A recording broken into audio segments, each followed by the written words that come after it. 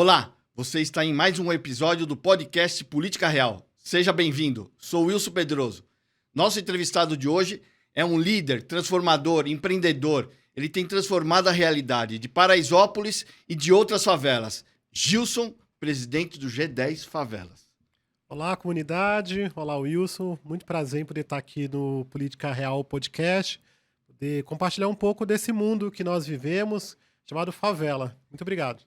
Gilson, eu te conheço há algum tempo, mas já te conheci o Gilson de Paraisópolis, né? O podcast me traz muitas vezes, como eu estudo o entrevistado, me traz muitas vezes informações que eu não conhecia. Sim. Então vou começar com o Gilson de lá de trás. Tá. Baiano, tinha 13 irmãos ou a sua mãe teve 13 filhos com você? 14 filhos comigo. 14 filhos com você? Era o mais novo? Não, eu sou o terceiro filho nascido. Conheceu desses 13, conheceu 7, conviveu com um, né? Uma realidade difícil, sua mãe era muda, Sim, né? Muda. A família acabava tendo os filhos e entregando para outras famílias cuidarem, porque acreditavam que ela não tinha capacidade de cuidar dos filhos, né? Sim. Em um momento da vida, você foi entregue a uma família que devolveu, aí você veio morar com uma tia aqui em Paraisópolis. Exato. Quantos anos? 9 anos. 9 anos. Morava num local apertado, acabou dormindo. Muitas vezes eu dormia, todos os dias eu não consegui essa informação, mas dormia debaixo de uma mesa de sinuca num bar. Esse bar existe ainda ou não? É isso? Não, era o bar da minha tia Marivalda.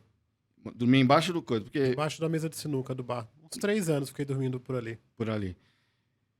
O que dessa experiência que muitas pessoas não conhecem, porque as pessoas veem você na TV hoje, acho que a gente nasce pronto. A gente não nasce pronto, né? O que dessa experiência da infância, e depois a gente vai falar do jovem, que virou líder estudantil, eu também fui líder estudantil, de escola pública, com uma favela no entorno, na Cachoeirinha.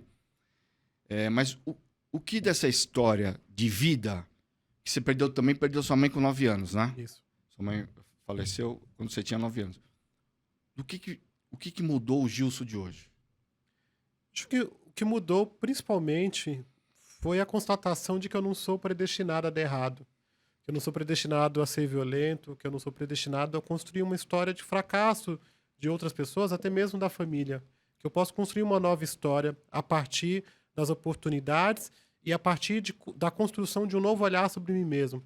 Durante esse período todo da minha trajetória, eu sempre fui visto como um menino com a possibilidade de ser violento, de ser marginal, predestinado a ser um traficante na favela do Paraisópolis. E eu não entendia muito bem por que eu era visto assim, até mesmo pela família, que tinha medo de mim. E por isso, assim como tinham medo dos outros filhos da muda, nos davam para outras famílias poder cuidar. Tinha um problema, efetivamente, da pobreza, da falta de infraestrutura. A gente vivia em cima de um córrego lá no Brejo, na região do Brejo, ali em Paraisópolis. Então, você tinha ali uma situação de pobreza bastante extrema. Mas mais do que a pobreza, era o medo do que os filhos da muda podiam se tornar. Porque os filhos da muda não têm pai, e aí, então, poderia ser filhos de qualquer pessoa que não presta, e aí tinham sangue ruim. Eu cheguei a ouvir isso, que a gente tinha sangue ruim, então tinha que dar um jeito de se livrar de nós. Eu acabei ficando nesse contexto familiar, em Paraisópolis, mas buscando construir uma nova história. E aí, o meu dia D, que é a partir do momento que eu vou virar líder estudantil, foi quando eu fugi de casa para não ir embora de São Paulo. Eu sempre vi as minhas tias indo para Bahia, que até os 5 anos eu estava na Bahia com a minha avó, que faleceu depois. Mas fugiu para onde? Fugiu de casa e foi pra onde? Eu fugi e fiquei perambulando pelas ruas do Morumbi. Então, anos? quando a minha mãe... Com 23 anos? Com 11 anos. Com 11 anos. Com 11 anos. Quando minha mãe morre com 9 anos, as minhas tias falaram, bom, só sobrou esse menino aqui, nós temos que dar ele para algum lugar. E aí a perspectiva é volta para Bahia. E eu sempre amei São Paulo, queria estar em São Paulo. Eu fugi de casa, perambulei por uns 3 dias ali pelas ruas do Morumbi, perto do Hospital Albert Einstein, e voltei, e meu sentimento era um sentimento assim, vou me vingar. E vou me vingar, eu quero estudar, quero trabalhar, quero honrar minha mãe, quero encontrar os meus irmãos, quero virar gente. Porque tem uma expressão baiana que falava assim, vigia com esse menino que ele vai crescer e ele vai virar gente. Então eu queria dar certo. Então todos os dias eu tento dar certo, transformar aquilo que me falta em oportunidades de fazer por mim e pelos outros. E aí, em um dado momento da sua história, você vira líder estudantil da escola onde você estudava, era em Paraisópolis, Em Paraisópolis, a escola Etelvina. e um dos objetivos é que aquele líder trouxesse melhorias para a escola, é isso? Quando começamos o trabalho, uma forma de se salvar, desde sempre, fala que é através da educação.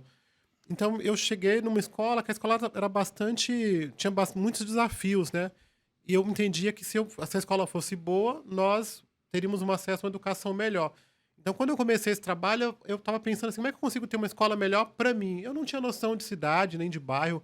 Eu sabia que morávamos no Paraisópolis e dizia que morava no Morumbi. Eu até brinco assim, eu olhava pra cara e via que não era a cara do Morumbi. Mas quando as pessoas perguntavam pra gente, as famílias e as pessoas eram orientadas a dizer que morava no bairro rico. Então, para ter oportunidade de emprego, para ter oportunidades. Então, assim, não fala que você mora em Paraisópolis. Não dava nem endereço, né? Não dava endereço. Não até tinha porque endereço, não né? tinha. Onde é que você mora? Mora no Morumbi. Você olhava assim, nossa, não tem cara de quem mora no Morumbi. Mas tinha que dizer. E a escola estava bastante degradada. Então, eu fui participar e percebi que tinha uma oportunidade de fazer alguma coisa e descobri que tinha uma história de Grêmio estudantil. E aí montei uma comissão pro Grêmio, participei da eleição, eu sempre fui muito direitinho, então meu Grêmio chamava assim, Grêmio Democrático Estudantil, era uma coisa assim, GUD, Grêmio Grêmio União Democrático Estudantil. E aí fiz a comissão pro Grêmio, juntamos uma chapa, tinha uma chapa de concorrência que chamava AUE, que era só AUE mesmo. A UE ganhou a eleição, você acredita? Ganhou? Primeira eleição nossa, organizamos a comissão pro Grêmio, cheia de ideias, cheia de planos, mas a UE veio com uma proposta de festa, de uma coisa mais animada. A gente sempre foi muito certinho, aquela coisa toda. Perdemos a eleição, mas decidimos continuar participando do processo. No segundo ano, ganhamos a eleição e ficamos por 4 anos participando desse processo. E nesse período do Grêmio, a gente teve uma parceria, que foi uma parceria estimulada pelo Dr. Jaime Garfinkel, da Porto Seguro Seguros, e que ele montou um projeto, parceria empresa-escola, e adotou a nossa escola. E aí nasceu um laboratório de informática, nasceu a rádio da escola, que virou a rádio de Paraisópolis, nasceu o jornal da escola, que virou o jornal de Paraisópolis. Que é naquele espaço lá? Aquela escola Etelvina, e depois esse trabalho veio para dentro de Paraisópolis. Certo. Com o tempo, à medida em que a gente estava impactando a escola, as pessoas começaram a me abordar para resolver problemas da rua, problemas no geral e tal. Eu não entendia bem o que é. Você virou prefeito de Paraisópolis, subprefeito de Paraisópolis. Em algum momento as pessoas falaram, chama o prefeito, chama o prefeito. E aí ficou essa coisa do prefeito, até que a revista Veja colocou uma capa escrito prefeito de Paraisópolis. E aí o Brasil inteiro acaba me chamando, reconhecendo por esse trabalho que foi feito, mas que começou de maneira muito informal, muito... buscando me salvar. O caminho foi sendo construído de forma natural, Exato, né? foi muito natural. Você foi virando líder sem forçar a mão, né? Isso. De forma natural, você foi virando líder de Paraisópolis. Eu não sabia. Naquele momento que eles eram... todo mundo é carente, né? Eu sou carente também. Mas num momento de maior carência, né? Se você for ver o que era naquela época que você começou e o que é hoje... Sim. Uma revolução. Foi um revolução trabalho gigantesco que foi realizado. Mas naquele momento, assim, eu não tinha noção do que era ser líder de Paraisópolis e nem gostaria de ter sido, assim. Quando começou, eu não gostaria de ser. Não foi uma coisa que foi acontecendo. Até porque quando, efetivamente, eu virei prefeito de Paraisópolis, que eu ganhei a eleição da União dos Moradores, eu passei por uma série de situações que eu não estava nem preparado para passar ou fazer mediações que eu não sabia que era assim. E aí eu falei, meu Deus do céu, tudo que eu queria era poder ser uma pessoa que não tivesse exposto a qualquer tipo de violência. Eu sempre corri. Quando na rua os meninos da minha época chamavam para fazer alguma coisa errada, ou às vezes ir pro estádio do Morumbi, ou coisa... Eu estava sempre à parte. Eu já era diferente nesse processo, porque eu sabia que aquele caminho podia me levar para alguma coisa errada. E aí, em algum momento, eu me vi fazendo mediação com situações de crise então essa em Paraisópolis. Foi muito difícil. Essa transição do líder estudantil para o líder comunitário foi de forma natural. Sim. Você deixou de ser líder estudantil e automaticamente já virou o líder de Paraisópolis, da associação? Quando que você virou esse líder? Foi um processo de transição. Quando você é do Grêmio, a principal reclamação que você tem na escola é que a diretora não deixa você fazer as coisas. Eu virei líder estudantil porque não existia Grêmio, eu criei, mas tive que bater muito, bater de forma educada, mas tive que bater muito no diretor, porque o diretor não queria a comunidade para dentro da escola. Foi o caminho, eu virar líder estudantil e criar o Grêmio, foi o caminho que eu encontrei para mostrar para ele que a comunidade a escola pertencia à comunidade. Sim. E aquele espaço tinha que estar aberto de final de semana, podia receber algum tipo de evento, festa junina, coisa que existe na maioria das escolas, sabe? Sim. E ele não aceitava. Não é que ele não aceitava, ele tinha medo do que a comunidade poderia fazer, tinha medo que realmente a escola virasse da comunidade e ele perdesse força. Sim. Fui para cima. Aí disputei a eleição, porque aí apareceu, quando eu abri a porteira, apareceu um cara do PCdoB. O PCdoB eu era da Uni, tanto é que levaram um caminhão para ajudar ele, sabe, na porta e tal. Eu falei, não vou perder, não entro para perder. Aí ganhei, mas a minha maior intenção era que a escola fizesse realmente parte da comunidade, que o diretor abrisse, e deu certo. Fiquei lá 2 gestões lá, aí deixei, e depois até o cara do PCdoB ganhou, porque eu também... que eu não queria um negócio da disputa, de ter o poder, eu queria que era um negócio de fazer abrir, as coisas acontecerem, fazer né? acontecer. Tá integrado. Era o nosso interesse também. Só que também foi a nossa diretora lá, as diretoras que passaram, como foram vários anos, a gente também deu um calorzinho para elas, né? Meu. Mas mesmo assim...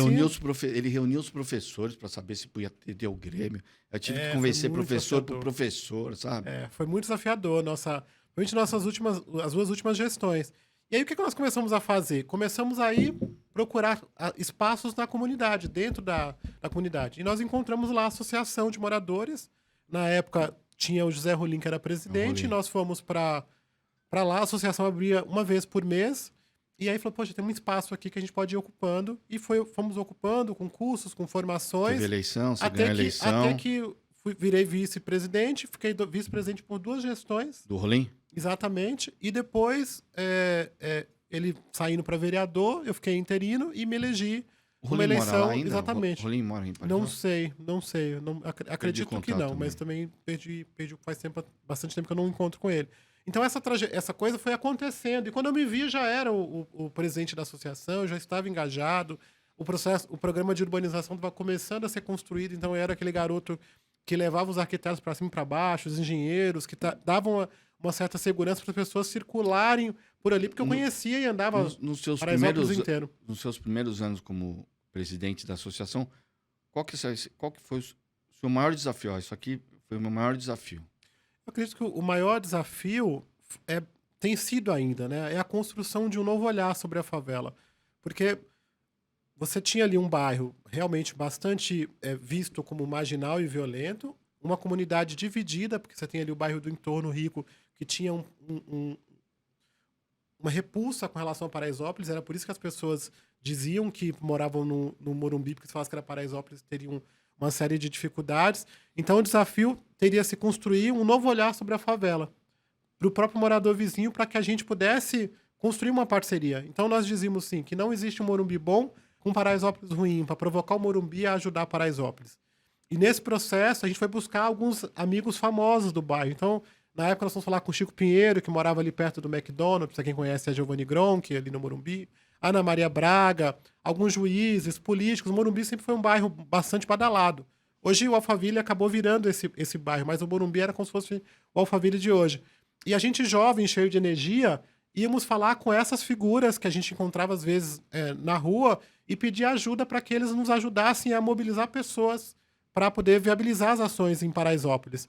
E a partir disso foi feito um conjunto de reuniões com o Morumbi, associações de moradores, houve essa aproximação, inclusive, com a presença desses artistas, e aí as coisas foram acontecendo. E o que a gente falava? Assim, a gente não quer que vocês nos deem dinheiro, mas nos deem acesso com pessoas, com políticos, para que a gente possa falar que queremos sim Paraisópolis seja urbanizado. Eu me lembro de uma situação engraçada que o Chico Pinheiro me convidou para ir a um evento e estava lá o seu Samuel Klein, da Casa Bahia. É isso que eu ia te perguntar. A primeira loja de eletrodomésticos, né? Essas grandes marcas, foi as Casas Bahia, Casa né? Bahia. 2009? 2009, nós 2009. Como que inauguramos. foi essa Mas história? a gente estava num evento, eu encontrei o seu Samuel, e aí a gente estava bebendo, eu acho, sei lá, porque eu já estava bebendo, não sei como é que ele estava. Mas eu parei na frente dele e falei, por que você não monta uma loja Casa Bahia em Paraisópolis? Ele falou assim, arruma o terreno que eu monto. E aí, poucos dias depois, a gente estava se reunindo para poder falar desse assunto e inauguramos a loja. Do mesmo modo, aconteceu com o seu Trabuco, para montar o Bradesco. O Jesus, na época, era o Jesus, o presidente do Santander, montamos o Santander, Caixa, Banco do Brasil, e aí houve essa constatação de que dava, paralelamente a isso, estava rodando a urbanização de Paraisópolis, tinha iniciado as obras de urbanização. Quantos moradores tem lá hoje? Nós temos cerca de 120 mil moradores hoje. Hoje você não tem... É lógico, você bater na porta para as lojas entrarem é importante. Mas hoje elas já estão... Eles já estão com outro olhar, né? Acho que as Casas Bahia meio que abriu essa sua conversa, as Casas Bahia entrando, meio que abriu uma porteira para um outro olhar, né? Sim, eu acredito que a Casa Bahia foi um grande consolidador desse sonho da nova Paraisópolis, né? Eu estou em dúvida se eu falei que tinha de quantos mil habitantes tinha, mas são 120 mil habitantes e 21 mil domicílios. Então, quando a gente falou que era urbanizar Paraisópolis e que queríamos atrair as empresas, a Casa Bahia topou vir, abriu caminho para que outras tantas empresas pudessem estar conosco nesse sonho, nessa construção, e aí houve um grande investimento que consolidou uma boa parte de Paraisópolis. A gente ainda tem alguns desafios, mas nós acreditamos que à medida em que as coisas vão acontecendo, as empresas vão chegando e a própria população vai tendo mais acesso, a gente vai quebrando essas barreiras todas e transformando Paraisópolis numa nova Paraisópolis. A gente chegou ali naquele período ali da urbanização... E as Casas Bahia foi importante, porque as Casas Bahia tinham uma política de dar crédito para as pessoas diferente do que a maioria das outras lojas faziam, né? Sim. Pedia pouco documento e liberava o crédito, né? Dava aquele carnê que, acho que essa é a origem da Casa Bahia, o sucesso da Bahia.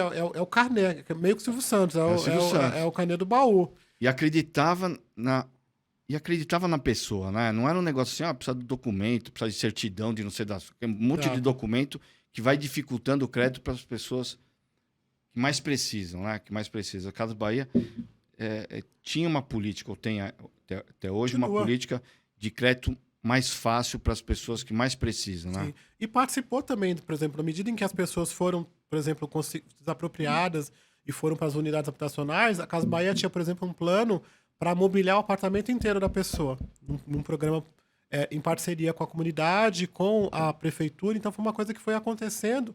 Tanto é que a Casa Bahia, hoje em Paraisópolis, está entre os top 10 das lojas no Brasil. E no mês de maio, já há alguns anos seguidos, a loja que mais vende no Brasil é a loja de Paraisópolis.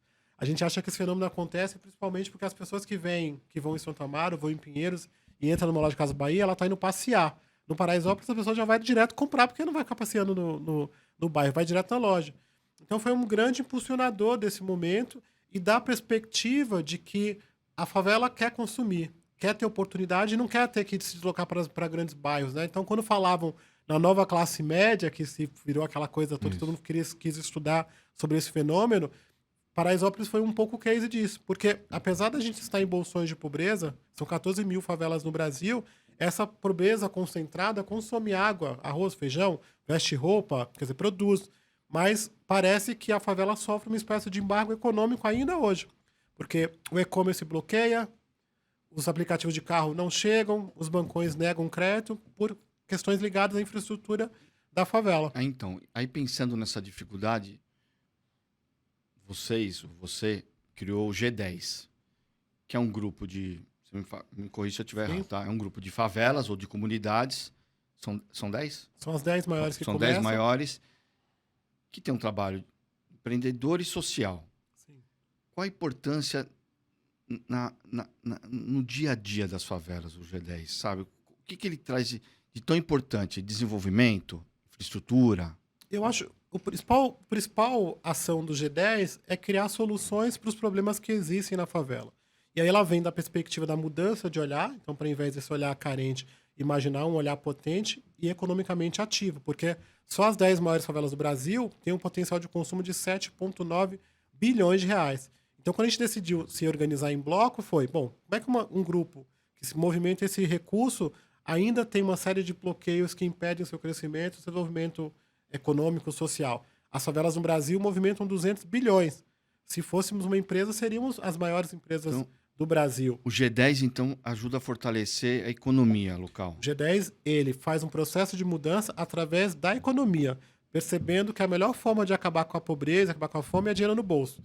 Quando você fala mulheres que sofrem violência doméstica, como é que resolve? Dinheiro no bolso. Dinheiro Jovem no quer ganhar o mundo, estudar, dinheiro no bolso. Então, a gente parte Tem que desse dar princípio. capacidade econômica para eles, né? Para Capacidade sobreviver, econômica, né? Para formação, poder se... educação, para mais que sobreviver, para que as pessoas possam prosperar e transformar a sua realidade. Porque nos acostumaram ao longo desse período a viver do básico. A cesta básica, a moradia básica, é tudo básico. Só que quem disse que tem que ser básico? Nós podemos transformar a nossa vida e poder viver melhor. A minha família, quando veio para São Paulo, a gente veio para morar no Morumbi, a gente não veio para morar na favela. A gente veio para ficar rico, para ajudar aqueles que ficaram lá e ajudar a educação para os nossos filhos. Infelizmente, a gente foi colocado numa condição, chegando em São Paulo, de que a gente não estava esperando. Por vezes, era melhor ter ficado lá, nas condições que nós estávamos. Porque a gente veio para morar numa favela, em cima do córrego, sendo visto como marginal e violento. Então, foi muito difícil entender isso e perceber, não, vamos ficar aqui, mas para fazer isso temos que transformar o local e amar o local. Dá um exemplo de uma iniciativa impactante que você só conseguiu depois que você reuniu esse grupo, G10. Tem várias iniciativas que são impactantes. A gente pode começar, por exemplo, com Para mostrar que a gente vive num país que as pessoas, por causa de esquerda e de direita, se odeiam. Sim. Sem saber por que se odeiam. Exato. Não conseguem ter diálogo. E onde não existe diálogo, você não consegue achar um consenso. Sim. Isso é ruim para o país.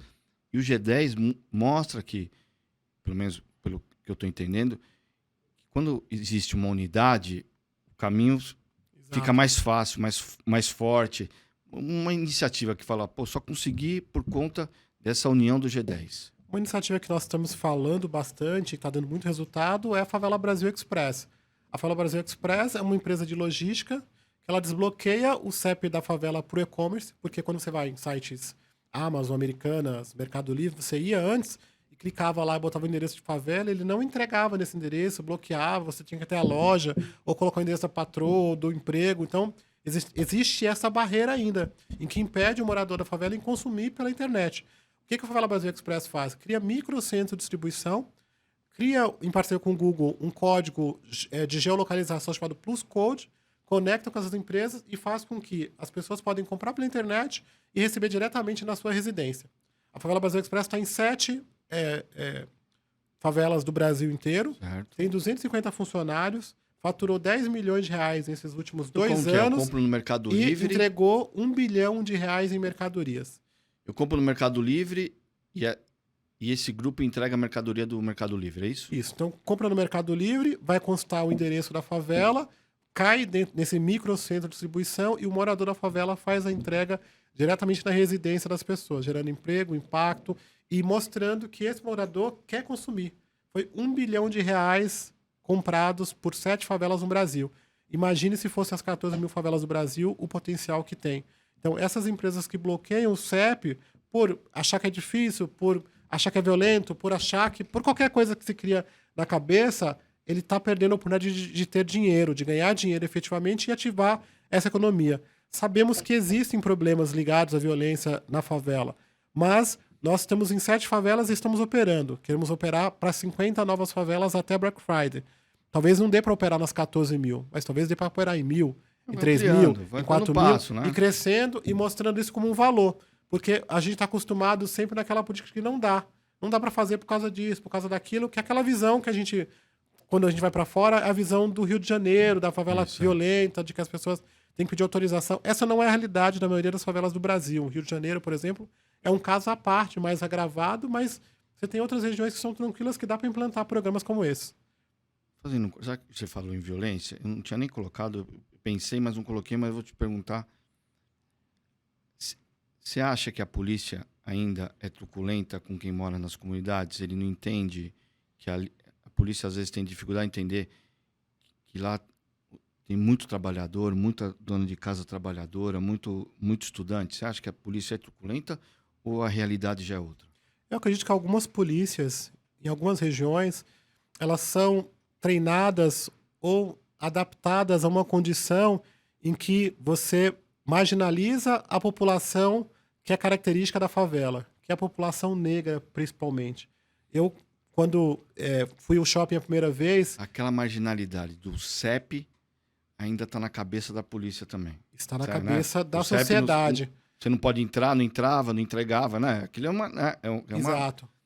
Você acha que ainda está na cabeça Isso é de uma alguns história que está sendo policiais. contada durante muitos anos de uma favela marginal e violenta e que as pessoas têm medo. Porque as nossas histórias, Wilson, elas têm sido contadas principalmente a partir do noticiário policial.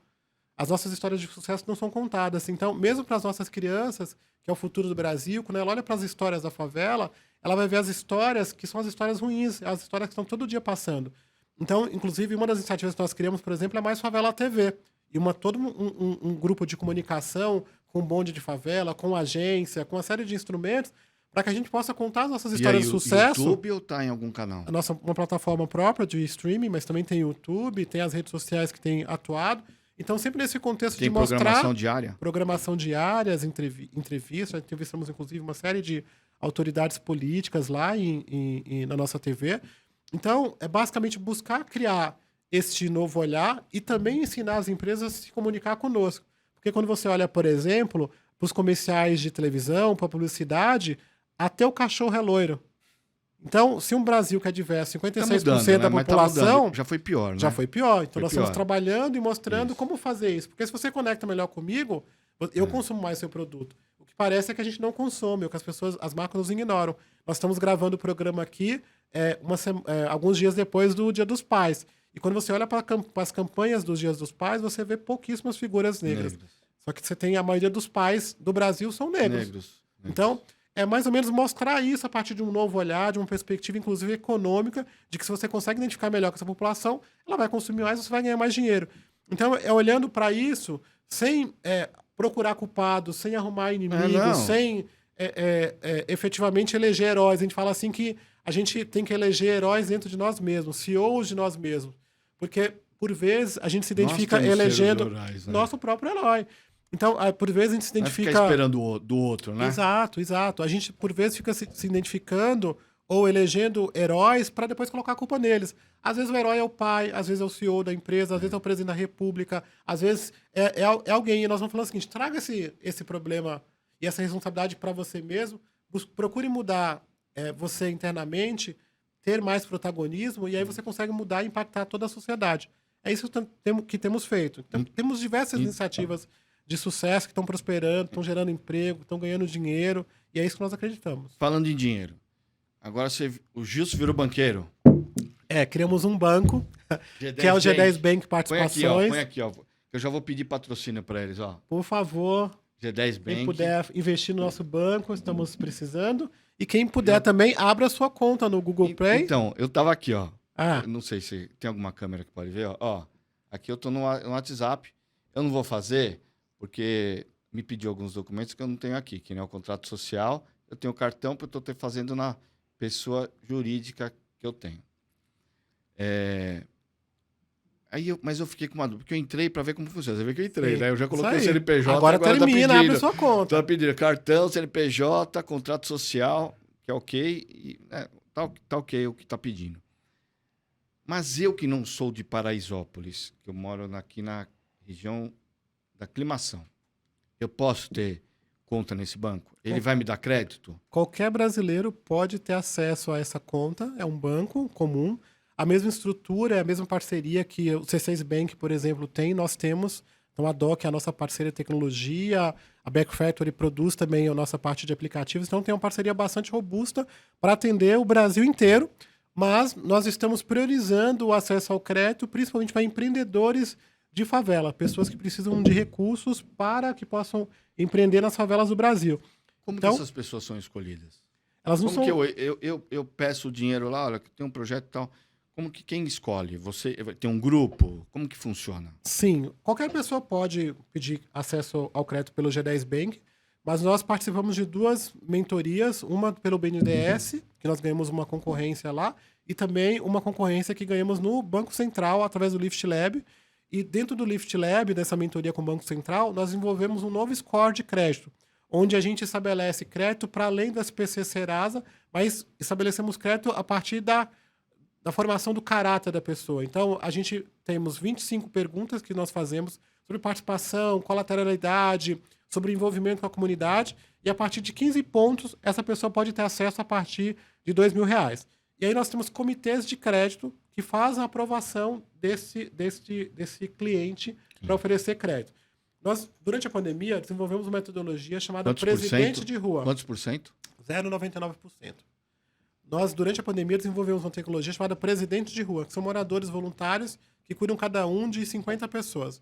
Esse presidente de rua é uma espécie de avalista informal. Então, quando o Wilson pede crédito e nós temos uma pessoa que é o presidente, ele avaliza o Wilson como um tomador de crédito e o grupo de famílias acompanha esse processo. Então, é bem acompanhado, bem organizado, porque o crédito que nós temos, o recurso que nós temos disponível é pouco, então precisa ser concentrado para quem tem sangue nos olhos, brilho, que queira fazer efetivamente, e nós temos sido vitoriosos. Para você ter uma ideia... Você sabe que eu ajudei a escrever, ou participei, da criação do Banco do Povo aqui em São Paulo. Legal. Era moleque, era eu, Felipe Sotelo, e o secretário era Walter Barelli no governo Covas. E esse negócio do avalista, já teve gente que o avalista era o padre da cidade, porque como era para todas as cidades, o padre da cidade virou avalista, também era crédito de 2.000 a 1%. A gente copiou um pouco algo que tinha em Porto Alegre, mas Porto Alegre os juros era mais alto. E aí o Covas decidiu subsidiar e ficar 1%, e era para esse cara. Era o cara do carrinho que vendia pão no carrinho para ampliar um pouco, para ter dois carrinhos, sabe? Sim. E a gente via que as pessoas precisavam desse auxílio do governo, né? Que é o que você está fazendo. Com esse banco, você vai impulsionar a economia local. Exato. Porque a pessoa que muitas vezes tem a conta na Caixa, mas a Caixa não dá o crédito. É uma né? conta parada, que não serve para nada. Serve para nada. Então, o que a gente faz? Aproxima esse banco da pessoa. Você contou o exemplo do padre. O nosso padre lá é o presidente de rua. Quando a pessoa atrasa, por exemplo, e ela encontra o padre na rua, ela fala, padre, vou pagar amanhã. Então, a pessoa imagina que a pessoa tem, inclusive, a noção do atraso, do não atraso, do não pagamento. Então, você traz para muito mais próximo essa responsabilidade e se desenvolve. Nós, o ano passado, emprestamos só para 85 pessoas, empreendedores, que é o número que a gente gostaria de ser muito mais, mas desses 85 empreendedores, 3 ficaram milionários. Então, nós temos, por exemplo, uma experiência que é o Costurando Sonhos Brasil, que é uma paraense e uma maranhense. Elas receberam negativo dos bancões para poder fazer a ampliação do negócio delas, oferecemos o crédito, e elas fizeram um trabalho tão especial que foram para São Paulo Fashion Week, lançaram coleção em Milão, foram para a ONU falar sobre economia circular, e esse ano estão lançando 2 coleções de moda. E empregam 122 pessoas e formaram 1.030 mulheres. Ou seja, olha o impacto que um crédito de R$15.000 fez com essas mulheres e o conjunto de toda a comunidade ali na sociedade. Então é mostrar que dá certo e cumprir o papel social que o banco tem que cumprir, que é de oferecer e alavancar o desenvolvimento local. Então, finalizando um pouco esse papo, tem muitas iniciativas que as pessoas podem ajudar. Pode ajudar o G10 ou pode ajudar direto para a Paraisópolis, a associação. Vou citar algumas que eu conheço, que acho que vale, se ainda existirem, né? Mas eu acho que algumas eu guardei. O Mega Feijoada lá, que é sensacional. Né? Mão de Maria. Eu vi que você outro dia falou que tem churrasco lá. O churrasco você nunca convidou, você convidou para feijoada. Então tá convidado para o nosso churrascão. Tinha o concurso de fotografia, né? Que as pessoas, os jovens participavam. Da Queria Brasil. Que iam depois para a Alemanha, numa escola, ver como funcionava, fazer um curso, né? Uma imersão na Alemanha. É jovens ou é qualquer idade? Qualquer idade. Qualquer idade, que não precisa ser fotógrafo profissional, que gosta de fotografar, pode se inscrever, e esse ano tem a imersão na Alemanha. E um que era sensacional, que eu em algum momento eu li, que estava com dificuldade, mas é sensacional, que é o balé. Tinha também a Filarmônica, né? Tem a Orquestra de Paraisópolis. Orquestra e o balé. Como que andam essas iniciativas? Precisa de ajuda, está indo bem? Como ajuda? As 2 iniciativas estão bem, estão prosperando, continuam atuando, precisa de apoio. Elas têm programas aprovados em lei de incentivos ou recursos diretos. O balé está, inclusive, com uma seleção nova. A demanda é gigantesca, né? Nós temos mais de 2.000 pessoas na fila para entrar no balé. Então, imagina que é um sonho das meninas ser bailarina ou professora. Então, quem puder nos ajudar, por favor, entre em contato, pode até doar via lei de É porque incentivo. as pessoas não podem ficar só esperando, achando que o poder público vai resolver tudo. Sim. O cara que é empresário, tem dinheiro, sabe? Tem lá projetos. Você pode falar com o morador, pode falar com a professora, pode falar com o maestro. São Pode ir lá projetos conhecer. sérios. Vai lá conhecer, Isso. incentiva, né? Tem muita coisa legal acontecendo. Por exemplo, o rugby Eu dei cresceu 3 exemplos. bastante. E tem o rugby. O rugby, esse ano é a Copa do Mundo de rugby.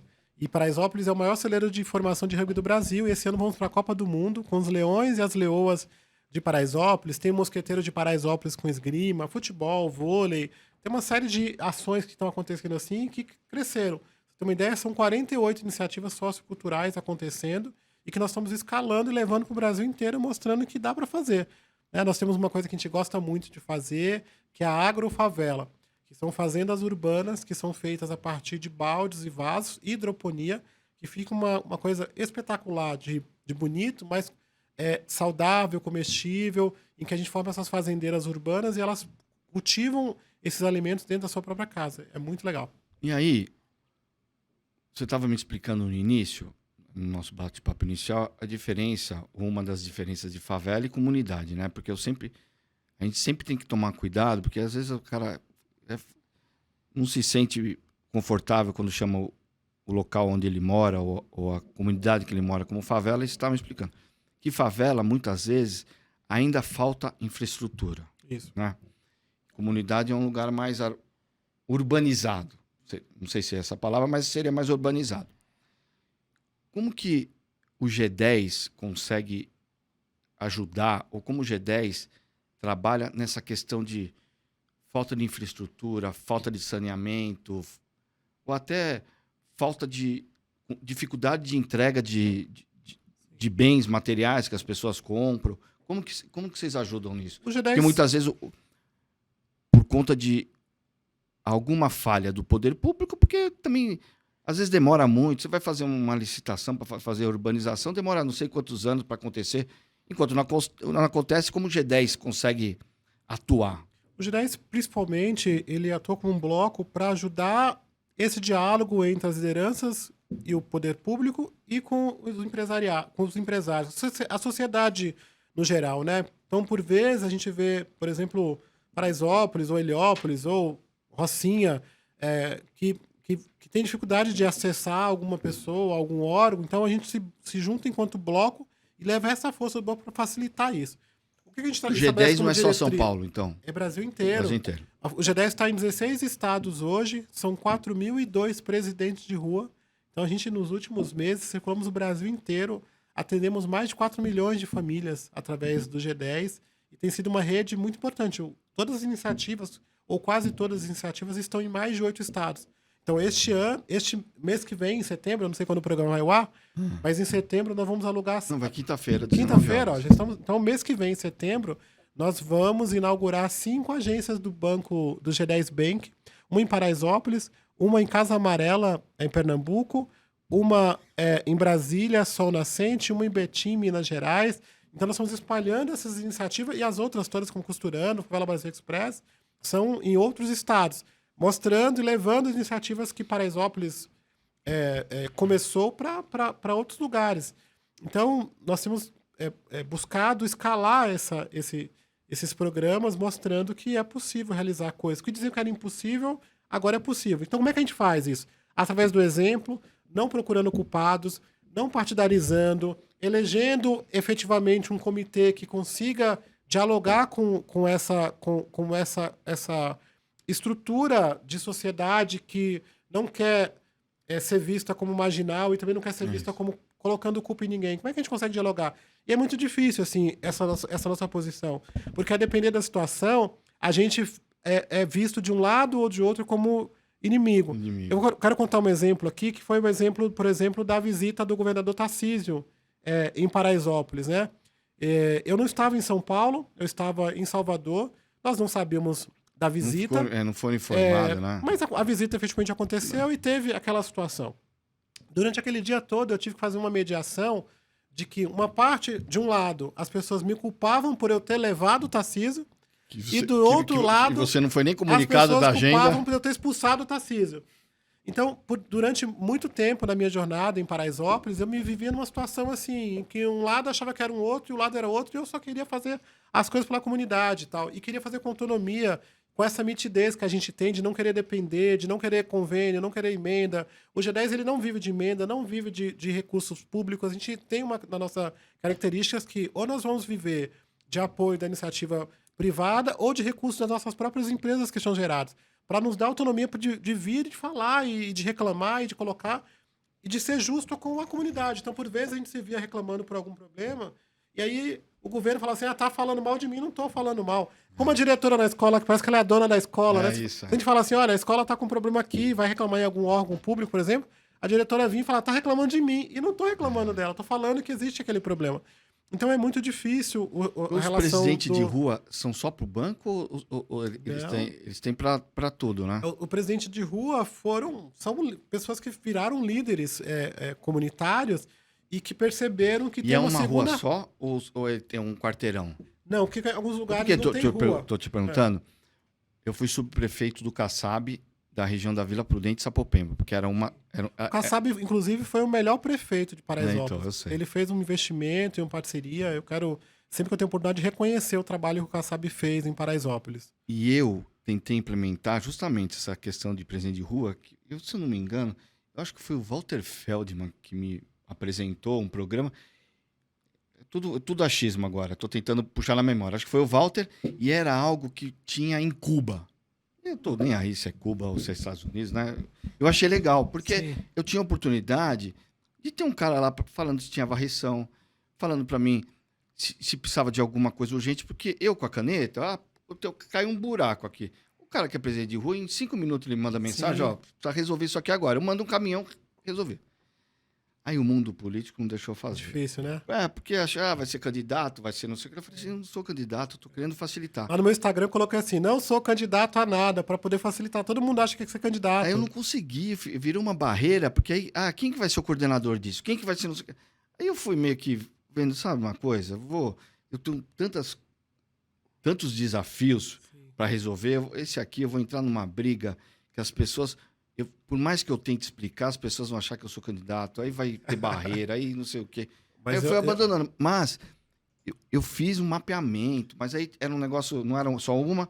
Sim. O cara pegava umas 5 ruas, sabe? E aí, porque era mais fácil, porque também, até convencer as pessoas a participar, as pessoas também têm dificuldade de entender, né? Sim. Pelo menos no bairro que eu ia fazer, que era Vila Prudente e tal, tinha dificuldade. Em Paraisópolis, o cara sabe que é importante participar, né? E eu não consegui implementar. Por isso que eu te perguntei como que funcionava isso aí. Como que funcionava isso? Então, quando nós começamos a implantar, nós pensamos assim, se nós tivéssemos um morador cuidando de 25 lideranças, um do lado do outro, traríamos a 50 famílias. E foi acontecendo, mas não tinha conhecimento da experiência em Cuba. Depois me falaram que tinha essa mesma experiência na Venezuela. É Venezuela? E essa semana... Eu acho que era Cuba também. Em Cuba também? E Venezuela também tem acho que foi o Walter uma coisa Feldman parecida. que me apresentou isso. E essa semana me falaram que Moisés, na Bíblia, tem uma passagem em que Deus pede para Moisés separar em grupos de 1000, em grupos de 50. Eu também não sabia. Uma coisa de inspiração que aconteceu e que foi sendo escalada foi orgânico. A gente começou a fazer em Paraisópolis sem pretensão nenhuma de escalar. E um dia eu recebi um vídeo de uma matéria acho que é SPTV, tipo Espírito de Vitória, Espírito Santo, que falava que um grupo de moradores de uma favela estava copiando o presidente de rua que foi feito em uma favela em São Paulo. Eu olhei e falei, caramba, estão copiando a gente, nem citou. Nem citou. Aí eu falei, caramba, é isso mesmo, tem que ser feito. Eu fiz um tutorial para dizer como funcionava o presidente de rua, e aí isso virou uma febre. Pernambuco, Maranhão, Pará, Amazonas, Brasília. Foi nascendo uma série de grupos com nomes diferentes, inclusive. Então, você pega, por exemplo, Rio Grande do Norte, é protetor de rua. Protetor de rua. Pernambuco, delegado de rua. Em Maranhão, é presidente de área. Que eu imagino que seja conforme aquela figura que é a figura de autoridade para aquele grupo. Né? Então, em Minas Gerais, é prefeito de rua. Então, eles foram trazendo para si aquela autoridade, dando para este morador, este líder de 50 casas, essa autoridade. Então tem sido muito especial. A mulherada tem tomado conta, porque 83% dos presidentes de rua são mulheres que têm tomado a frente. Eu tenho que lidar com a mulherada, assim, tem sido muito especial. E você teve uma ação, assim, que foi emblemática, mostrou a liderança e a importância de a comunidade estar unida, que foi na pandemia. Mas antes de eu fazer essa pergunta, eu esqueci que eu ia te fazer uma pergunta anterior da história do banco. Você está no grupo do WhatsApp dos donos de banco já ou não? Não, ainda não estou no grupo de WhatsApp dos bancos, dos presidentes de banco, mas eu imagino que esses caras têm um grupo. Aí, ó, então, se tiver algum presidente de banco aí, por favor, me põe no grupo. Ô, Febraban, tem que colocar o Gilson. Me põe no grupo. Tem que colocar o Gilson no grupo de WhatsApp. Eu acho, um dia que a gente colocarem no grupo de WhatsApp dos presidentes de banco, eu falei, agora sim. Agora chegamos. Mas até lá vamos trabalhar, vamos mostrar essa inovação. A gente tem feito uma coisa até com calma, assim, a gente não está com essa preocupação de fazer rápido, não, estamos testando, medindo, organizando, trazendo bons parceiros, estruturando a operação de maneira legal, sabe assim? Porque quanto dessa porcentagem vai para a comunidade de investimento? Tem isso? Tem uma porcentagem, 2% de faturamento, tem alguma coisa de retorno? Não tem uma porcentagem estabelecida, mas uma parte do lucro nós estamos buscando destinar para as iniciativas e para manter o pavilhão e manter as operações. Ainda bem pouquinho, viu? Porque o nosso Quantos empréstimos já fez? Não em valores e sim em pessoas. Nós oferecemos 85 créditos para empreendedores. Eram créditos que iam de R$2.000 a R$85.000. Nós ganhamos um edital do BNDES. 85 mil? 85 mil. Nós ganhamos um edital do BNDES o ano passado para fazer 186 mil créditos no Brasil. Só que parece que a gente ganhou, mas não levou. Porque então nós estamos ali num trabalho, porque é tão diferente, é tão inovador essa metodologia que temos feito, que eles não sabem como fazer esse pagamento para nós. Mas temos brigado, eu tenho ido para o Rio de Janeiro lá para a reunião com o BNDES, mas a gente tem visto muitos desafios, talvez a gente não consiga fazer. Por isso que nós estamos olhando mais para a iniciativa privada, para investidores. É difícil também, porque quando a gente vai falar com os fundos, e tem muita gente olhando para a gente, querendo oferecer recursos para nós fazermos empréstimos, mas o crédito é um crédito caro. Não querem nos dar dinheiro para oferecer um crédito para a favela caro. A gente não quer. Não adianta, então, nós queremos fazer dentro da margem que nós estamos trabalhando, olhando para o impacto, para além do retorno rápido. Então, à medida em que a gente vai crescendo, vai achando os parceiros adequados. De quantos meses? O máximo? Pode ter 36 meses. 36 meses. Pode ter 36 meses. Agora vamos falar de uma ação que foi notícia nacional, notícia estadual, que foi a mobilização que vocês fizeram na época da pandemia. Se organizaram em marmitas, que eram feitas diariamente. Quantas marmitas? Nós chegamos a 10 mil marmitas por dia. Era o G10 ou foi uma ação da Paraisópolis? É uma ação do G10 em Paraisópolis, depois se escalou. Só em Paraisópolis chegamos a distribuir 10 mil marmitas por dia. Que foi marmita, foi cesta básica? Sim. A ação, ela se baseava em 10 iniciativas de apoio à favela durante a pandemia. Então, nós, por exemplo, organizamos as costureiras para fabricar máscaras de pano. Foram 3 milhões de máscaras sendo produzidas e distribuídas pela própria comunidade gratuitamente. O pano vocês ganharam? Nós buscamos parceiros que doassem panos ou empresas que comprassem para que a gente pudesse distribuir. Então, foi uma parceria diversa. Aí nós juntamos parceiros e montamos cozinhas comunitárias para que as mulheres pudessem produzir marmitas e distribuir gratuitamente. A gente pagava essas mulheres para essa distribuição. Fizemos operação em 8 estados do Brasil. Nós, em Paraisópolis, fizemos a construção de 2 casas de acolhimento. Pegamos 2 escolas e transformamos elas em casas de isolamento para isolar as pessoas. A gente contratou o Einstein para fazer esse serviço. Na época, o Sírio-Libanês fez o projeto de divisão das camas para fazer de maneira certa. Quando faltou teste, nós compramos 20 mil testes para testar a população. Então, nós fizemos em 40 dias, nós montamos essa operação, e aí foi por conta disso, inclusive, que deu essa grande visibilidade. A gente foi atestado, por exemplo, de que a nossa metodologia para mitigação de Covid foi melhor do que a gestão da cidade de São Paulo para mitigação de Covid. Ganhamos vários prêmios, fomos empreendedor social do ano, ganhamos alguns prêmios de direitos humanos, fomos capa do Washington Post, capa do New York Times. Quer dizer, então foi uma repercussão no mundo inteiro. E esse material que foi produzido em Paraisópolis, essa mobilização, virou diversos documentários, inclusive premiados. Mas eu acredito que o nosso grande legado, passado a pandemia, é essa metodologia ter ficado para apoiar a economia, para apoiar o que a gente nasceu para ser, que é Desenvolvimento local, econômico. Então, essa estrutura nos fez crescer, ganhar visibilidade para a gente falar, bom, acabar com a pobreza é dinheiro no bolso. O que de exemplo dessa ação você poderia falar assim, ó, poder público, isso aqui o poder público deveria aprender tal coisa, ó. O que você poderia passar de cartilha para o poder público, falar assim, olha, isso aqui deu certo, se vocês vai nesse caminho que vai dar certo. Eu acho que o que deveria ser replicado e o governo deveria olhar é essa metodologia dos líderes comunitários a cada 50 casas. Isso foi uma força que nos deu, assim, porque quando começou, a gente, no nosso desespero em Paraisópolis, que deu a história do home office, todo mundo para casa, fecha tudo, a gente pensou, a gente não tem como ficar no home office. Casas pequenas, famílias numerosas, quando está muito sol, está muito mais calor, quando chove, está frio, está muito mais frio lá. Uma doença que precisa de socorro rápido e respirador, a ambulância demora para chegar ou não chega, então a gente viveu numa situação de que qualquer pessoa que morresse lá não seria um número no Jornal Nacional, seria minha mãe, minha tia, minhas irmãs, meu vizinho, teria nome. Então, nós começamos a se organizar em Paraisópolis pensando assim, nós tínhamos que ter um Gilson em cada grupo de casa, em cada rua. Então, foi mais ou menos essa história aqui. Foi assim que começou, tínhamos que ter mais pessoas.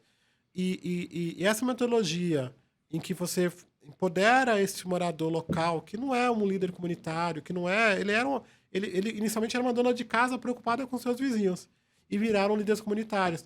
Por vezes, a gente tem lideranças que são viciadas, que já estão ou treinadas na política, ou já estão viciadas por determinadas situações.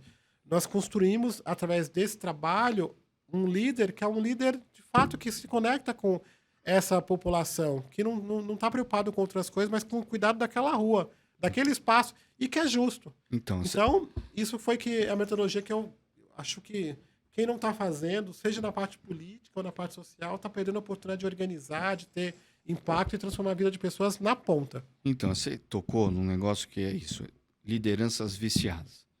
A cada 2 anos tem uma eleição, eu já coordenei várias, e eu sei que Paraisópolis é um ponto de... Eu que cuidava de agenda, tem que ir em Paraisópolis. Sim. De alguma forma tem que entrar, vai na associação. Sim. Como se proteger desse mundo político que a cada 2 anos aparece lá, prometendo mundos e fundos? Como se proteger? E aí, não só o proteger, porque tem gente com boas ideias e acabam ganhando as eleições. Mas muitas vezes não conseguem implementar. Como ajudar esses políticos a tirar do papel, muitas vezes, as promessas que fizeram na eleição para as comunidades, principalmente? Eu falo no geral, né? Não estamos falando de Paraisópolis, mas vamos falar no geral. É um grande desafio, assim. Favelas gigantescas, assim como Paraisópolis, como Heliópolis, o Rocinha, as grandes favelas, é desafiador, porque você não tem só uma figura de liderança com uma cabeça única. Então, você pega em Paraisópolis, você vai ter gente que vota em Bolsonaro e vota em Lula. Você vai ter gente de uma diversidade incrível e que também tem suas conexões, ou tem suas organizações, ou grupos religiosos.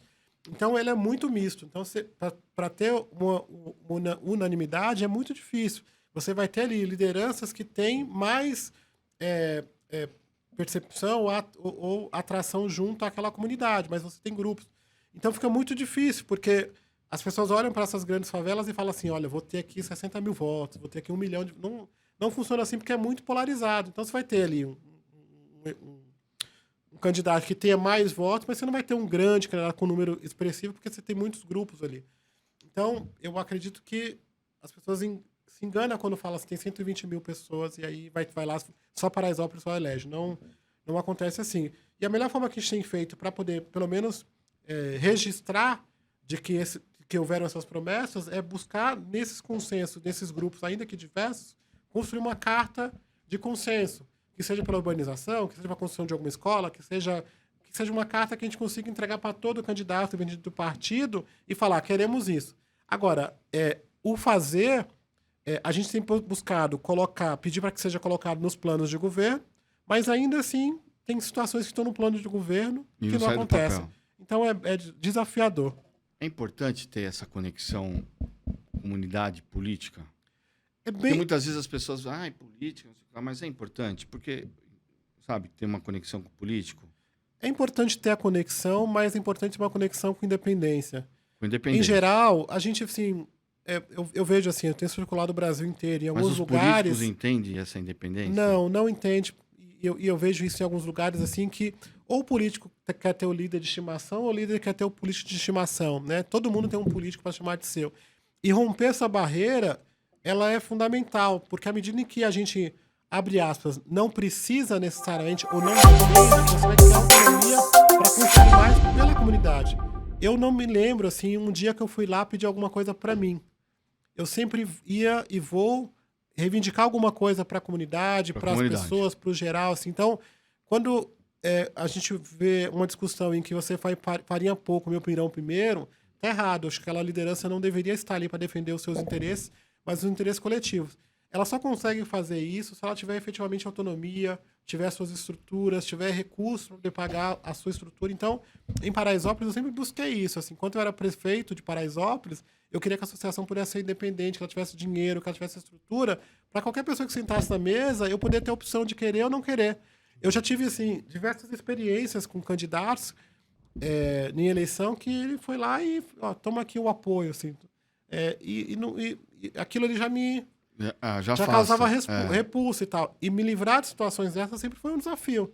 De entender, não, que não precisa, ou que eu não quero, ou que não é assim, ou que... Então, é desafiador. E, por vezes, a gente ganhava inimigo por não submeter àquela condição.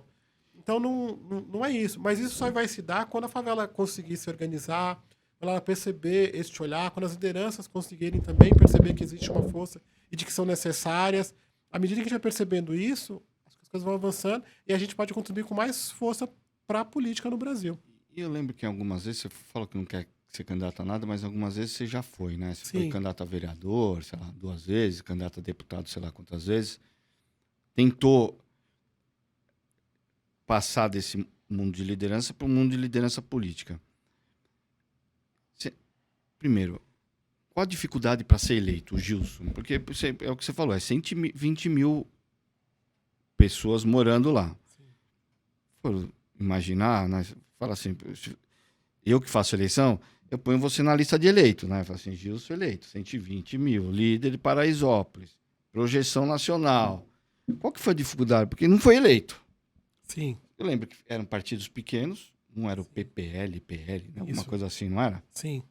Qual que foi a dificuldade para você ser eleito? Eu durante um período... Antes de perguntar o que você, se fosse eleito, qual que era a sua principal bandeira? Eu, durante um período, eu acreditava que a via partidária seria uma solução para que eu pudesse impulsionar as iniciativas que eu estava fazendo, principalmente em Paraisópolis. Porque se eu conseguia fazer aquilo sem ter a caneta na mão, imagina se eu tivesse o poder, de fato, da caneta na mão. E aí eu fui descobrindo, ao longo do período, de que estar na política representava ganhar alguns inimigos, não ser agradável para algumas pessoas ou me expor demais a condições da qual eu não estava e não precisava me expor. Então, enquanto eu era o Gilson do Paraisópolis, sem ser partidário, eu era o menino mais lindo do mundo.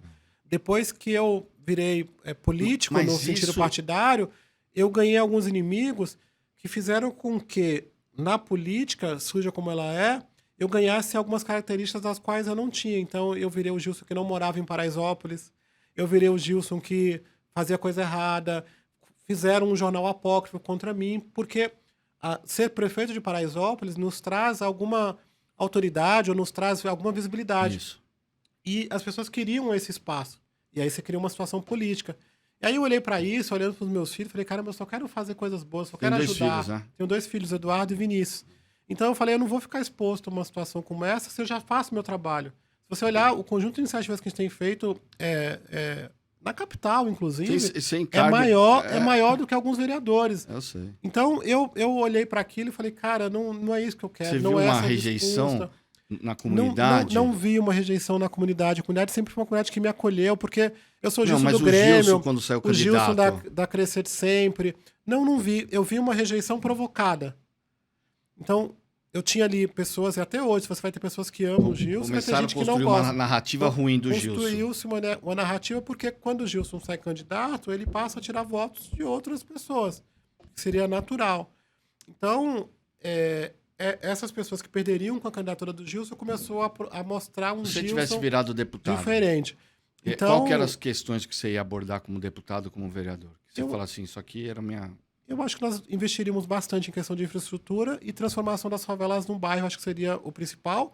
E agora, neste momento, se fosse hoje, eu investiria na economia das favelas. Economia. Eu ajudaria as favelas a prosperarem, criar soluções para seus problemas, mas efetivamente não pretendo ser candidato. Você acha que o poder público poderia ajudar mais isso, nessa questão? Eu acredito Como? que o poder público pode ajudar bastante essas questões, investindo efetivamente na construção de soluções. Talvez o poder público ainda não está enxergando a favela como solução. Ele enxerga a favela, o líder comunitário, como o cara chato que vai lá falar para ele sobre problemas. À medida em que ele olhar esse líder como aliado, ele vai conseguir transformar e impactar muito mais pessoas e aderir mais à liderança.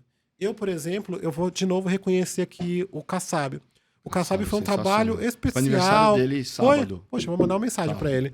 Foi um cara realmente muito especial, que ajudou muito Paraisópolis, mas eu naquela perspectiva de juventude, naquela emoção e na vida partidária que nos colocava ser contra alguém ou arrumar culpado dos seus problemas, eu fiz alguns movimentos de manifestação. Eu lembro do dia que a gente foi inaugurar a AMA, eu estava fazendo manifestação contra o Kassab.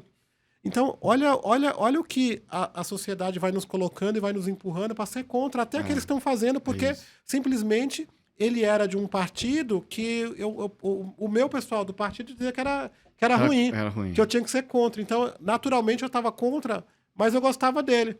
Então, olha a situação. Então, graças a Deus, a gente vai amadurecendo. E eu tive, inclusive, o prazer de reconhecê-lo e falar com ele sobre isso. Então, a política, da forma como ela está estruturada, ela é, na verdade, construída para separar e não para juntar. Então, eu tenho acreditado na política de construção, de apoio, de construção de consensos, e eu faço isso pelo exemplo. Então, se eu tiver algum espaço que vai criar repulsa, que vai me separar das pessoas, ou que vai me botar de um lado da sociedade, não é esse que eu quero estar.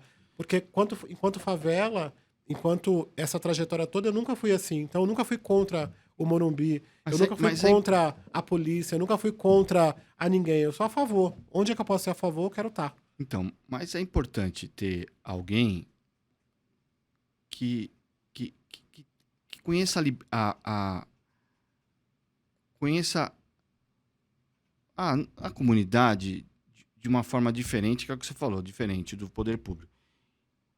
Como que incentivar para não votar pelo menos em forasteiro, pra pessoa, político ou candidato ou alguém que conheça a realidade. A realidade era a palavra que eu estava tentando puxar. Porque é importante ter alguém, muitas vezes, não é 100% necessário, mas é importante, que conheça a realidade. Porque quanto mais conhece a realidade, mais, pelo menos, mais consegue ajudar, porque senão pega um cara que não conhece a realidade, vai querer ajudar, vai dar um tiro num negócio que vai acertar meia dúzia de famílias. Dar um tiro, não sei a palavra, mas vai ajudar meia dúzia de famílias.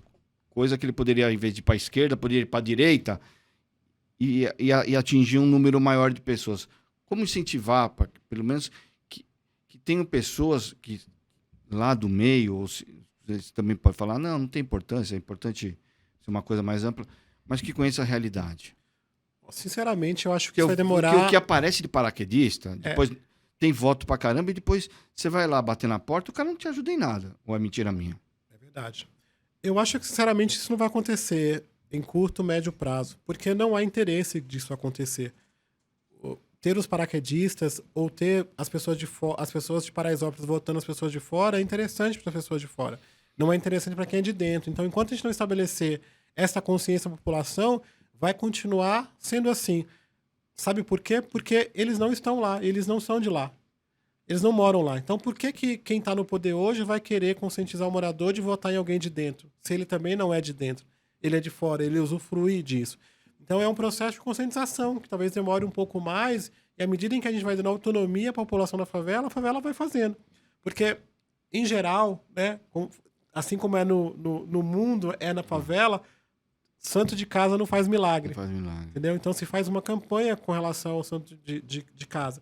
Então, em geral, o que eu digo sempre? Quando alguém vem e fala alguma coisa ou crítica, eu falo assim, vamos trabalhar mais. Vamos trabalhar mais, vamos trabalhar mais. Esse é o papel do político. Na origem, o papel do político é aquele que serve o povo e abdica das suas próprias questões. Esse é o político original. Aquele que está usufruindo ou se aproveitando, ele não é político efetivamente na origem, na filosofia, né? Então, parece um pouco utopia, mas é o que eu tenho feito, acreditado. Por vezes eu falo que eu me vejo vivendo a mitologia da caverna de Platão, falando de um mundo de dentro e um mundo de fora, mas esse mundo é o mesmo mundo e precisa se encontrar. Existe uma nova realidade a partir da saída da caverna, mas também existe um mundo na caverna que a gente precisa conhecer para poder trazer luz.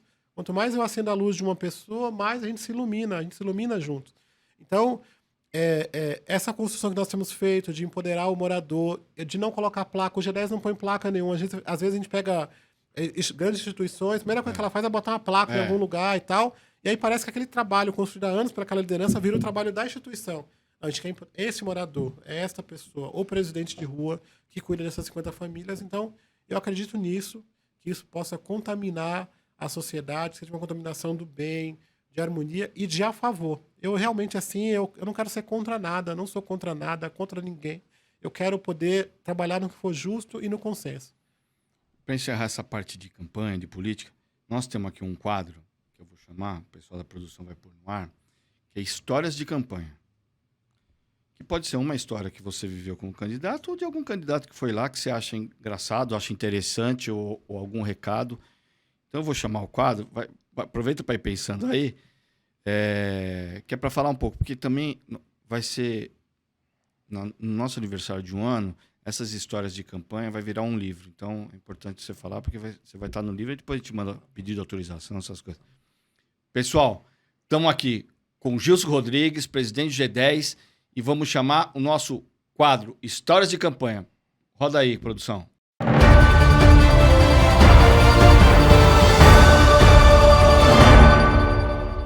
Bom, Gilson, voltando aqui com o nosso Histórias de Campanha. Tem uma história interessante, ou da sua eleição, ou de alguma eleição, porque eu falei, chove candidato lá, candidato a governador, candidato a prefeito, né? Cai um monte de paraquedista, mas tem uma história interessante para você compartilhar? Tem várias histórias muito interessantes, né? A gente tem até buscado contar isso a partir da nossa rede de publicidade, levar essas campanhas todas para o Brasil. Campanhas de publicidade, mas também histórias de pessoas, né? Eu me lembro de uma vez que foi na campanha da presidente Dilma, na época, que ela pediu para visitar Paraisópolis e o Lula viria para essa atividade. No final, houve uma grande mobilização da comunidade, o Lula não apareceu, e apareceu a dona Marisa para substituir o presidente Lula. E naquela época, nós tínhamos feito uma campanha com as lojas Marisa, e nós pintamos lojas Marisa em diversos lugares da comunidade. E a dona Marisa circulando pelas ruas, ela via Marisa, Marisa, Marisa, que linda homenagem e tal.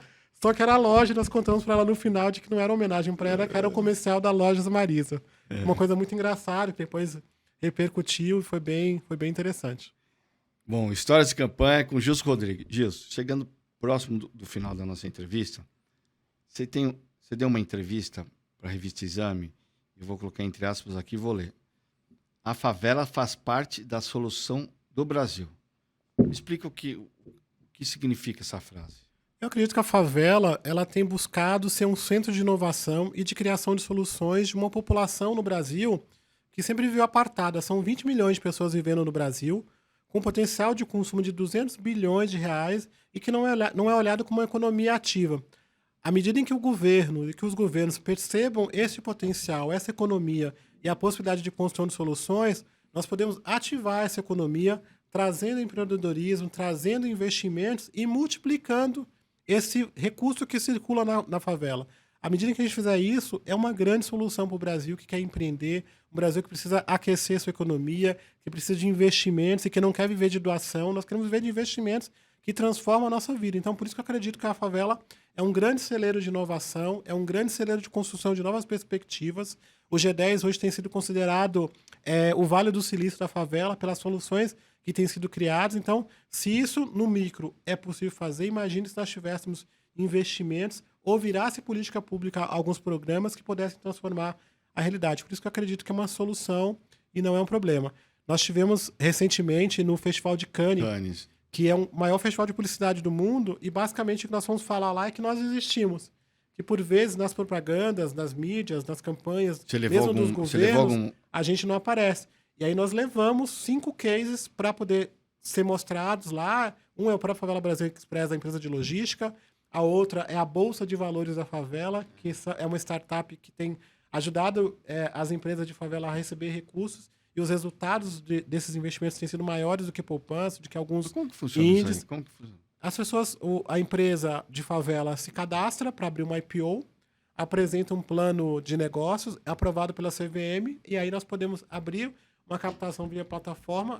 Qualquer pessoa no Brasil e no mundo pode investir a partir de R$10, e durante 5 anos, aí tem um prazo que a empresa pode estabelecer, ela recebe de 3 em 3 meses os resultados das empresas.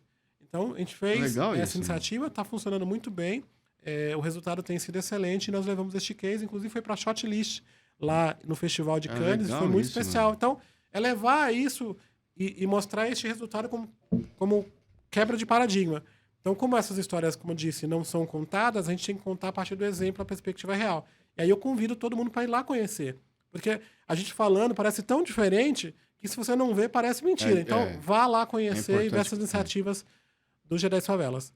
E aí, é lógico, existe todo um reconhecimento do seu trabalho, né? Você já ganhou diversos prêmios, diversas honrarias. E uma das últimas aí, eu acho que foi esse ano, se não me engano, foi de cidadão paulistano, né? Foi pela Câmara Municipal de São Paulo. O que traz de benefício ao seu trabalho quando você recebe esse tipo... Porque o ego é bom, né? Todo mundo gosta de receber. Falar que não gosta, você vai... é mentira, porque ser reconhecido, porque cada reconhecimento ou cada honraria, você lembra a sua história, né? Na hora que você está recebendo, você lembra de onde você veio, o que você traçou, quanto de dificuldade você passou para chegar até lá. Mas cada reconhecimento, cada honraria que você recebe, o que te traz também de benefício para o trabalho junto ao G10, junto a Paraisópolis, junto às favelas? Eu recebi o título de cidadão paulistano da Câmara de São Paulo. Foi um projeto proposto pelo vereador Isaac Félix. E eu fiquei muito feliz e emocionado porque eu tenho uma história de amor por São Paulo. Eu resisti para não ser mandado embora de São Paulo. Eu sempre quis ajudar as pessoas a partir de São Paulo. Então, quando eu recebo esse reconhecimento da Câmara como um cidadão que está prestando serviços para ajudar a população de São Paulo, é realmente uma coisa que é incrível, que me motiva, que me mobiliza. Eu sou baiano, São Paulo é uma capital nordestina, então é também um reconhecimento para todos os nordestinos que estão aqui construindo a sua vida, ajudando São Paulo a crescer, a se desenvolver. Então, eu trago esse reconhecimento como um impulso a esse trabalho de que um nordestino na cidade de São Paulo pode fazer também essa São Paulo crescer, se desenvolver e ser mais humana para todos. E para encerrar, qual a mensagem que você deixa para o jovem que quer fazer uma transformação na sua comunidade? Igual o jovem que veio de lá de trás, que era o Gilson. O que você fala para esse jovem que quer ser um transformador na comunidade que ele mora, ou no bairro, ou na escola? Eu diria, acredite em você e comece por você. Faça as grandes transformações que precisam ser feitas a partir de você para se ajudar, para se transformar, para criar um novo olhar sobre você mesmo, para que você possa ter condições de atuar na sua comunidade. Durante muito tempo, eu, jovem, cheio de ideias, eu passava tanta dificuldade quanto aquelas pessoas que eu queria ajudar.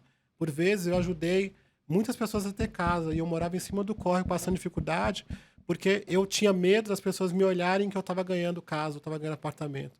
E aí eu percebi em algum momento de que se eu também me ajudasse, eu também construísse uma melhor oportunidade para mim, eu conseguiria impactar muitas pessoas.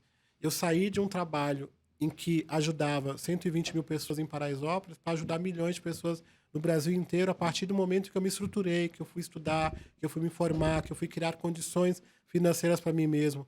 Antes eu era tão carente quanto e julgado como se eu fosse um cara milionário na favela. Então hoje eu construo uma história para os outros a partir da minha própria história, criando também condições para mim e não vivendo uma situação de predestinação. Então acredite em você, transforme a sua história. Não acredite num Brasil dividido, em que de um lado as pessoas podem tudo, do outro lado elas podem nada, em que a gente construa situações em que sejamos inimigos. Podemos nos unir, criar consenso até com aqueles que são diferentes. Gilson, obrigado por ter vindo. Sua história é impactante. Obrigado. Ela é transformadora. Obrigado. Eu acho que serve de guia e lição para muitas das pessoas que com dificuldades muito menores desistem do seu propósito, que muitas vezes um propósito de ajudar as pessoas, mas desiste porque acha difícil. Muito feliz por você ter passado essa hora conosco aqui, compartilhando todos os desafios e todas as vitórias e mostrando que o caminho não é fácil, né? Criando um banco, você acabou de falar o banco, tô começando um pouquinho, né? Vai adaptando. Então, obrigado. Sua história é inspiradora. Obrigado e espero que vocês possam ir lá conhecer as iniciativas do G10 e que a gente possa espalhar esse novo olhar para a favela. Bom, entrevistamos hoje Gilson Rodrigues, presidente do G10 Favelas. Você que nos assiste, nos siga nas redes sociais e faça sua inscrição no nosso canal. Até o próximo episódio. Muito obrigado.